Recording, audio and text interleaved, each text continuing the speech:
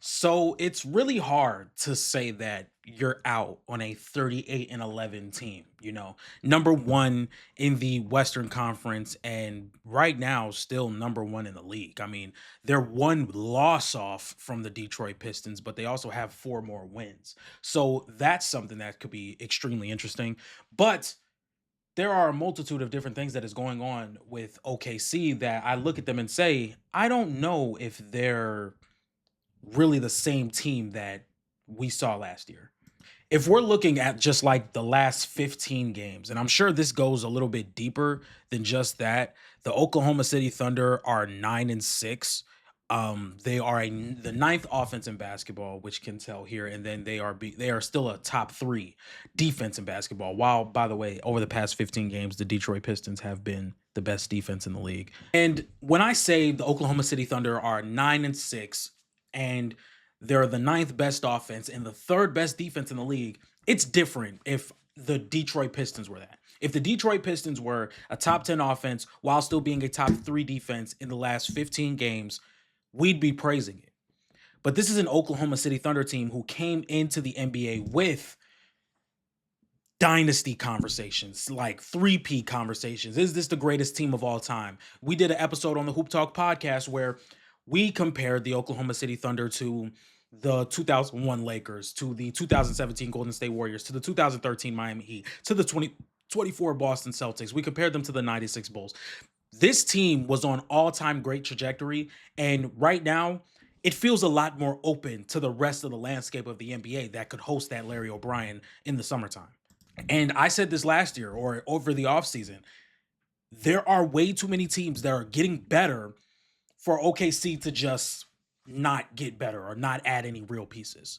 This offseason, they've added Thomas Sorber through the draft, who has not played, AJ Mitchell, who's been an ascending young player who's been really good for them, and that's really it. They were really just banking on the improvement of guys like Chet Holmgren, guys like Jalen Williams, guys like Cason Wallace, and they have not gotten that. Now, this might be a tad bit nasty, but Jalen Williams this season on the floor has played almost 700 minutes with the Oklahoma City Thunder. They have a 117.8 offensive rating, a 109.4 defensive rating, and a plus 8.4 net rating. With Jalen Williams off the floor, which was majority of the season, the Oklahoma City Thunder have a 120.1 offensive rating, a 104.4 defensive rating, and a net rating of a plus 15.7. The Thunder have not been better with Jalen Williams on the floor, and this is your second best player. I was of the belief that Chet Holmgren was going to become the second best player for this team, but I do think it's Jalen Williams. I do think Jalen Williams showed in the playoffs last year that he's going to be the second best player for this team moving forward. And one, he has not played. He missed a huge chunk of the season. And by the time Jalen Williams came back, there was already a groove that OKC had going. AJ Mitchell was their secondary ball handler. There was lineups where AJ Mitchell could play on the perimeter. SGA could kind of play in the middle of the floor, so you don't have to consistently rely on him to create that dribble penetration as consistently, and you could just start him in the middle of the floor. And what I gathered from last night's game is, and I just want this to be universally known throughout NBA discourse and how people talk about the Oklahoma City Thunder, I don't think we realize how much Shea means to this team. Like, we had a conversation the other day on the Hoop Talk podcast about how good Shea Gilgeous-Alexander is and what he has done for this Oklahoma City Thunder team as a ceiling raiser, as a floor raiser, and all of those things. What I'm going to do is I'm going to show a graphic of Shea's on-off numbers, which, again, I want to let this be known because we did let this be known in the Hoop Talk podcast the other day. On-off numbers don't mean everything. They don't mean everything, but it's more of like a picture. It's more like a picture. It's something that can help you understand or just put into a perspective what this player is doing for the team. Here we go.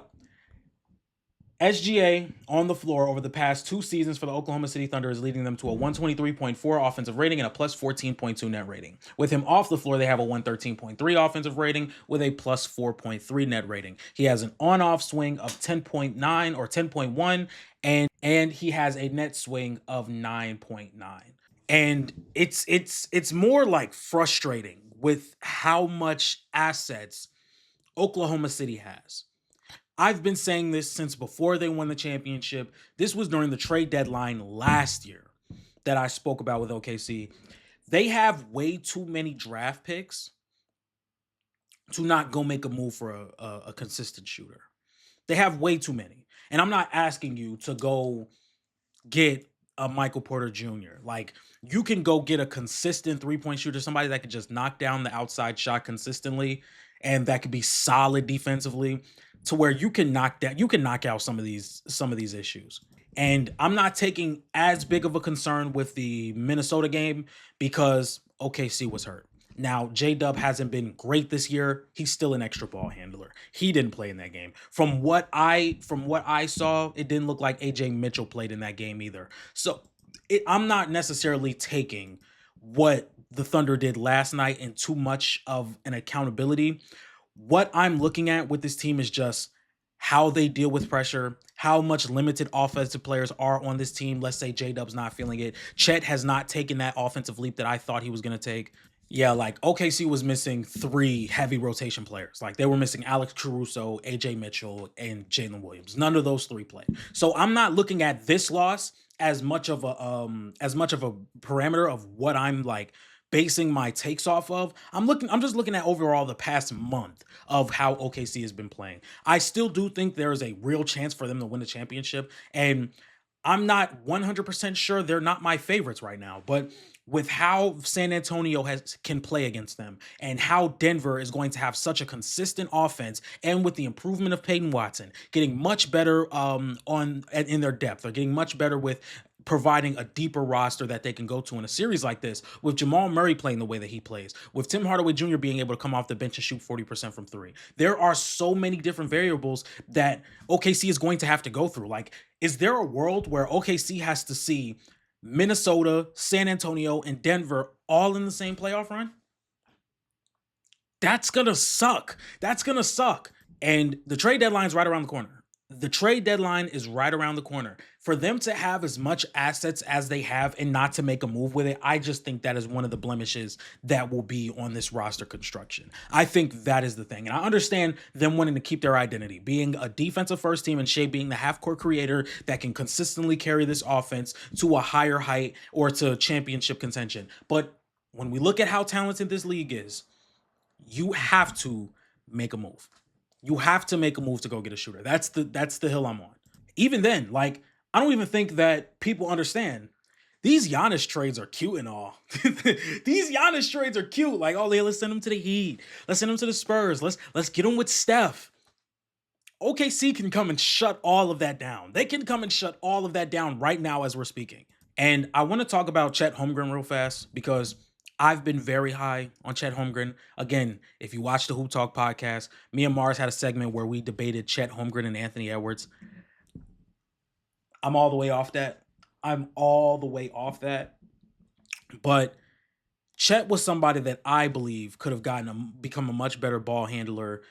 His three-point shot was already solid, and he was one of the best defenders in basketball. I thought he had a ceiling of a top 10 to top 15 player last year, especially early last year, coming into the season. Now, he had some real offensive struggles against Minnesota, against Indiana, to where ball pressure and physicality can really disrupt his handle, and he does not have the strength to really command the mismatch attacking ability that some of these other centers have. And it's the same problem with Wemby. But I just think Wemby's the overall better player.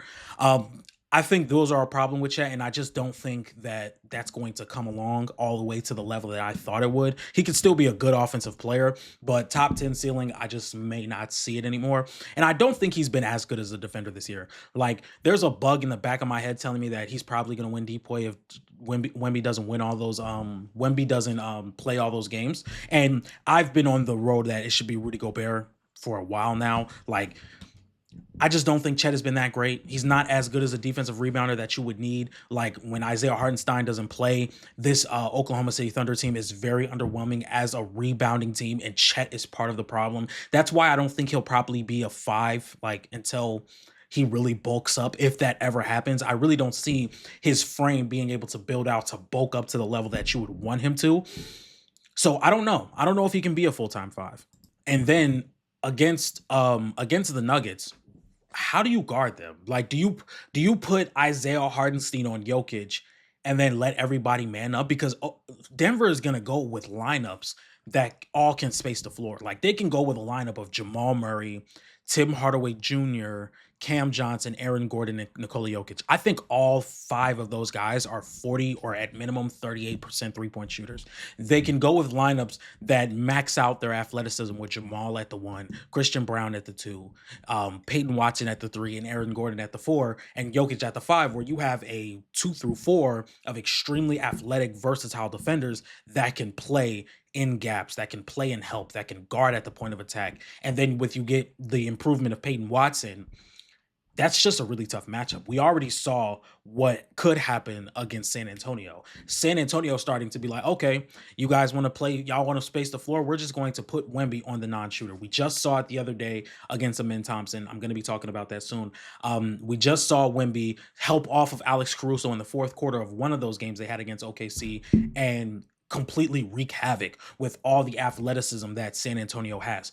Those are the two teams that I'm at most worried about if I'm OKC. Not necessarily worried about Minnesota. Like we've known that OKC just has Minnesota's number. Like I don't think Minnesota will be able to beat OKC 4 times in a series. I just don't see that happening. But as for the Spurs and for the Nuggets, I think they have a real chance. And Jalen Williams also said, like, yeah, when they're not winning games, they've been winning for so long that when they're not winning games, it feels like the sky is falling. Yeah, I can understand that. But in the end of the day, y'all, you guys have shown that there's some cracks in that armor. There's some cracks in that armor. There's some really good teams in basketball to where I can say, like, those cracks in those armor can be extremely effective. Those cracks can open up. Them cracks can turn to leaks, and them leaks can turn into holes that they're just gonna keep like poking at until eventually you're down 3-2 going into game 6 on the road. Like that's not a good place to be in. So to be completely honest, I think OKC should make a move at the deadline.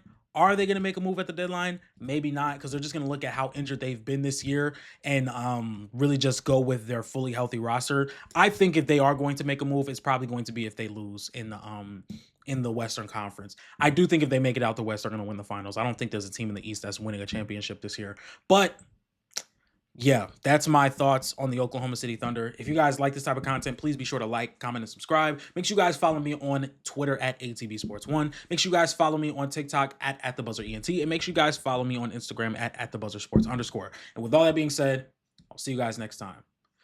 Peace!